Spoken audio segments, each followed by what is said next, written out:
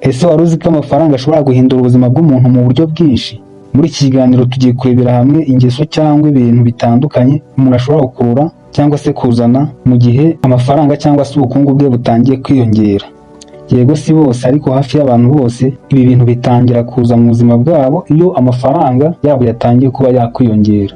Nguhaye ikaze, ngiye gutegura nkanakugezaho kino kiganiro, nitwa Ernest. Nyamuneka ikiganiro nubona kigufashije wibuke usige subscribe, uduhe like, unatange n'igitekerezo cyawe. Ingeso ya mbere ikururwa nuko umuntu yabonye amafaranga mu gutangira kwitandukanya n'abantu batari mu rwego rumwe.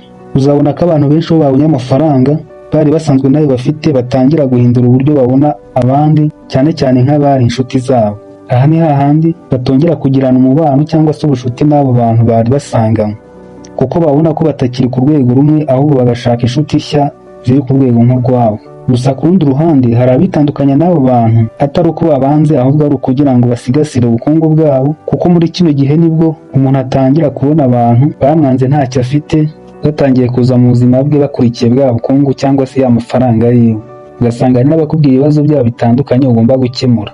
Ubwo rero umuntu ashobora kwitandukanya n'abantu kubera ko atari uko abanze ahubwo ari ukugira ngo yirinde abantu bashaka gusubiza inyuma iterambere rye. Ingeso ya kabiri ikururwa nuko umuntu amafaranga yiwe yatangiye kwiyongera ni ukwibagirwa inkomoko. Iki ni cya gihe umuntu atangiye kugira amafaranga cyangwa iterambere agatangira kwibagirwa aho yaturutse, agatangira kwibagirwa ubuzima butari bwiza yakuriyemo, agatangira kwibagirwa abantu bagize uruhare mu iterambere rye. Aha niho atangira kumva ko ibyo yagezeho ari we wabigizemo uruhare, ndetse bikanarenga ibyo n'igihe ababyeyi be cyangwa se n'abandi bagize umuryango we bagize uruhare mu iterambere rye ntabibone.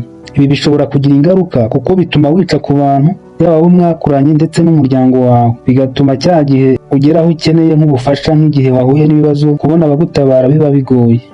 Ikintu cya gatatu kizanwa n'uko amafaranga yatangiye kwiyongera ni icyubahiro.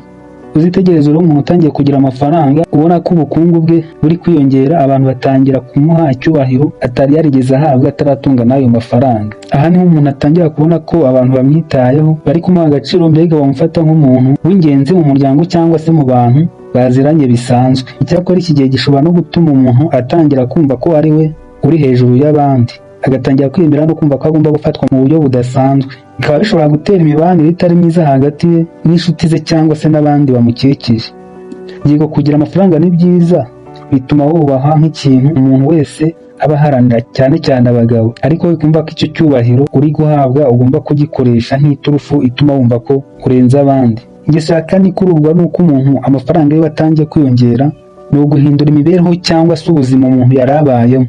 Ibi ni ibintu biba ku bantu benshi kubera ko usanga umuntu yatangiye kubona ko amafaranga ari kwiyongera, nawe yumva ko agomba guhindura imibereho yiwe nk'imirire, imyambarire, agahindura aho yabaga ndetse agahindura n'imodoka n'ibindi bitandukanye. Ibi bishobora kuba byiza kuko bifasha umuntu koroshya ubuzima no kuzamura urwego rwe, ariko bishobora gutuma umuntu iterambere mu bijyanye no kongera ubukire n'intego yari afite atabasha kuyigeraho kuko ari kubaho ubuzima buhenze, kandi icyo gihe kuba muri ubwo buzima bitabaye iby'ibanze. Rero niba nawe wumva ko amafaranga yiyongereye, nk'urugero umushahara ku kazi wiyongereye, wikumva ko ugomba guhita uhindura ubuzima ako kanya, kandi wenda ubuzima bubayeho nta n'ikibazo bwari buteje, ahubwo banza witonde niba ushaka gutera imbere bya nyabyo.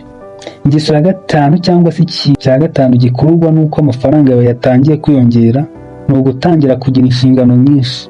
Iyo umuntu atangiye kuba yabona amafaranga atangira kugira inshingano cyangwa se ibintu byinshi agomba kwitaho mu buzima bwe. Aha niho gutunga ayo mafaranga bimusaba gushyiraho uburinzi bukomeye bwo gucunga ayo mafaranga neza. Ikindi muri kwa gutunga aya mafaranga, uwo muntu niwe ugiye kujya afata inshingano zo gukemura ibibazo biri mu muryango we cyangwa se no gutanga ubufasha ku bantu nakwita ko ari inshuti ze cyangwa se n'abandi baziranye. Uzabona ko ari nk'igihe ubona ko ari wowe ukize mu muryango wawe, wenda uwo muryango uvukamo udakize. Aha niho uwo muryango wumva ko ari nk'akazi kawe ko kubakemura ibibazo byose bafite, kuko bagenera ibibabeshaho, kwishyurira amashuri abavandimwe bawe n'ibindi. Yego ni byiza kwitangira umuryango, ariko ikibazo ni uko uwo muryango nk'igihe byabaye ngombwa yuko udakemura ibibazo byabo bazumva ko wabatereranye, kimwe n'uko na bya bindi wabafashije nabyo bashobora kubitesha agaciro. Niyo mpamvu rero ugomba gufasha umuryango wawe cyangwa se n'abandi, ariko ukamenya ko ugomba kugira aho ugomba kugarukira, kubera yuko kubafasha cyane bishobora gutuma utabasha gucunga amafaranga yawe neza, bityo ntarambane nawe, kandi nabo bakamenya ko utagomba kubafasha igihe cyose. ahubwo bakishakamo nabo ubushobozi. Ingeso ya gatandatu ikururwa no kuba umuntu amafaranga ye yatangiye kwiyongera ni ukwifuza arenzeho, cyangwa se umuntu akumva ko ayo afite atamunyuze. Iyo abantu batangiye kubona ko amafaranga yabo ari kwiyongera, abenshi batangira kugira inyota yo kugera ku yandi mafaranga aruta ayo bafite. Ibi ni byiza kuko bituma umuntu ahora akora kugira ngo atere imbere, ariko ikiba cyaza kuba ikibazo ni uko bishobora gukurura umuntu kutanyurwa n'ibyo afite, agahora yiruka ku gukora cyane atabona n'umwanya wo kwiyitaho cyangwa se kwishimira ibyo afite. Ibyo bikaba byatuma ahorana stress n'ibibazo bishingiye ku buzima bwe. Icyiza hano rero ni uguharanira gutunga amafaranga, ariko ukumva ko unyuzwe n'ayo ufite, ukabona n'umwanya wo kwita ku buzima bwawe kugira ngo ukomeze kugera ku iterambere.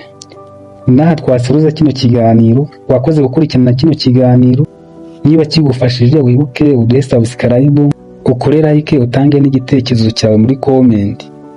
Dusubire mu bindi biganiro.